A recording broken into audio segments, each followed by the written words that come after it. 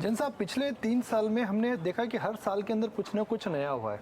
Covid के बाद ब्याज दरें नीचे गईं, फिर 2021-22 में हमने देखा कि जो ब्याज दर ऊपर गई थी उससे इन्फ्लेशन वापस आई और वही ब्याज दर नॉर्मलाइज हो रही है तो मार्जिन्स ठीक हो रहे हैं। तो अगला 2-3 साल का प्रमुख हेडलाइन आपको क्या लगता है? आई थिंक ये एक बहुत सामान्य सा समय है और अगर कुछ मतलब अनएक्सपेक्टेड नहीं होता है तो ये बहुत सामान्य सा समय है। जो कोविड के कारण ग्रोथ गई, इंटरेस्ट रेट्स गए, इन्फ्लेशन बैठा, उसका रिवर्सल हुआ पूरा इंटरेस्ट। तो आई थिंक अब सभी तरह से आप देखिए तो 3 साल के बाद लगभग स्थिति सामान्य सी हो रही है।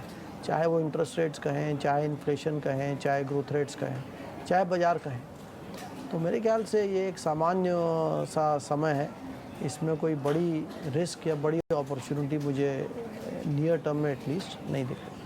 तो जब सामान्य समय में हिंदुस्तान का अगर मैं सामान्य समय देखूं 2016-17, 2019-20 कोविड आने से पहले, तो उस समय हम देख रहे थे कि कंजम्पशन ठीक चल रहा था, बैंक्स ठीक चल रहे थे, पावर यूटिलिटीज़ ठीक चल रही थी।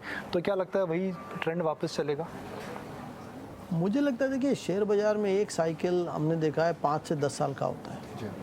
और लोग उसको वैल्यू और ग्रोथ बोलते हैं। मैं ऐसा उसको अलग तरीके से देखता हूँ कि जहाँ भी ग्रोथ के अनुसार जो भी राइट मल्टीपल है वहीं पे वैल्यू है। वो high value high growth sector में भी हो सकता है और लो ग्रोथ सेक्टर में भी हो सकता है। तो इस बाज़ार में देखें तो मुझे लगता है जो कंज्यूमर सेक्टर के बहुत ज़्यादा मल्टीपल्स थे, जो टेक्नोलॉजी के बहुत ज़्यादा मल्टीपल्स थे, उनमें कमी आई है। टेक्नोलॉजी के मल्टीपल्स काफ़ी कम हो गए हैं। कंज्यूमर में मेरे ख्याल से और भी मल्टीपल्स घटने की जगह है। और जहाँ तक री रेटिंग की बात करते हैं तो आई थिंक बैंक्स में काफ़ी री रेटिंग हो गई है, तो उसमें फेयर वैल्यू जैसा है। तो जितना ग्रोथ रहेगा बैंकिंग में उतना मेरे ख्याल से रिटर्न्स आना चाहिए। जैसा मैंने पहले कहा कि केवल एक पावर सेक्टर मेरे अनुमान में ऐसा है जिसमें कि अभी भी थोड़ा मल्टीपल्स बढ़ने की जगह है।